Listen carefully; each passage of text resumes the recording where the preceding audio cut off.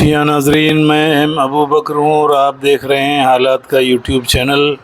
आज भिवंडी के सोनाले गांव में ओबीसी अज़्म कॉन्फ्रेंस का शानदार इनेकाद अमल में आया, जिसमें कैबिनेट मंत्री श्री छगन भुजबल और ओबीसी के all India president Shabbir Ansari समेत ओबीसी के बड़े बड़े नेता हाजिर थे।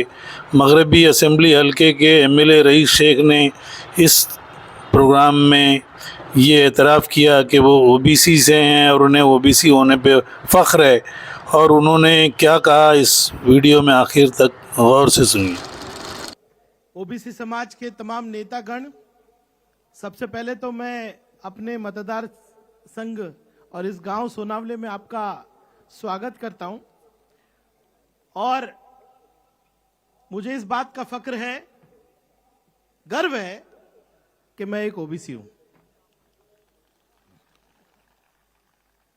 मैं सातारा जिले के एक गांव महाबलेश्वर से धामड़ समाज का एक व्यक्ति हूं और मैं आज सबको बताना चाहता हूं कि अगर हमारे पूर्वजों ने संघर्ष नहीं किया होता, ओबीसी समाज को, धावड़ समाज को आरक्षण नहीं मिला होता, तो रईस शेख आमदार बनके यहां नहीं खड़ा हुआ होता।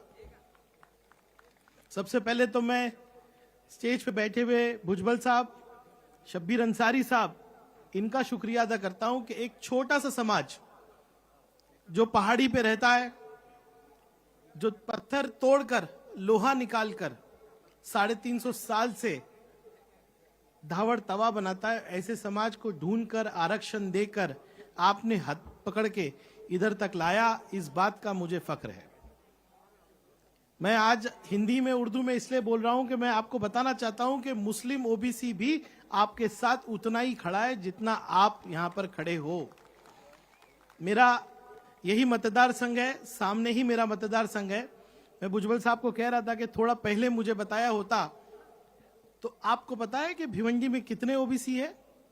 मेरा आधा मतदार संघ अंसारी भाइयों से भरा हुआ है, मोमिन भाइयों से भरा हुआ है।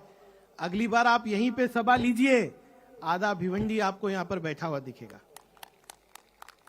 मैंने 2 चुनाव लड़े नगर सेवक के। पहला चुनाव मैंने गोवंडी से लड़ा, मैं ओबीसी क्षेत्र से लड़ा। उसके बाद मेरा दूसरा मतदार संघ मदनपुरा, वहां भी ओबीसी समाज ने मुझे मौका दिया। और आज एक रईस शेख, एक छोटे से गांव, छोटे से समाज का व्यक्ति, अगर महाराष्ट्र के राजकारण में, असेंबली में जाके सर्वोच्च इतने बड़े स्थान पे जाकर बोल रहा है, ये हमारे ओबीसी नेताओं और पूर्वजों की मेहनत है। और अगर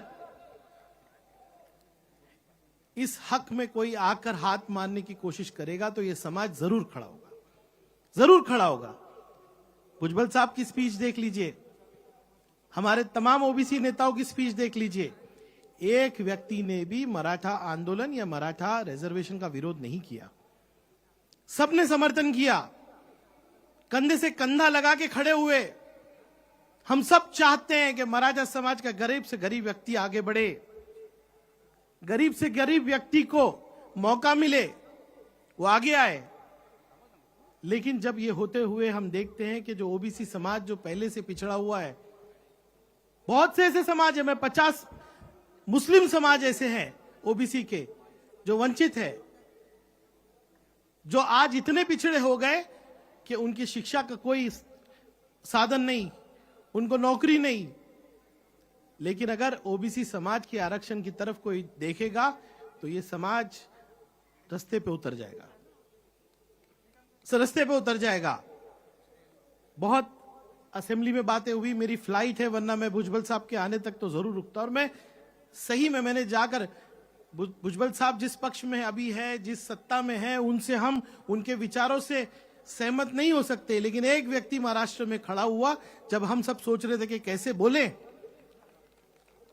इस उम्र में भुजबल साहब पे लोग उंगली उठा रहे हैं, कह रहे हैं उनको सबक सिखाएंगे। आमदारों के घर जला दिए गए। ये सब नहीं होना चाहिए। और मैं यही कहूंगा कि हम सब एक हैं, नेता भी एक है, जनता भी एक है, और हम सब मिलकर इस संघर्ष में साथ हैं। आपने मुझे बुलाया, इसके लिए बहुत बहुत धन्यवाद, बहुत बहुत धन्यवाद।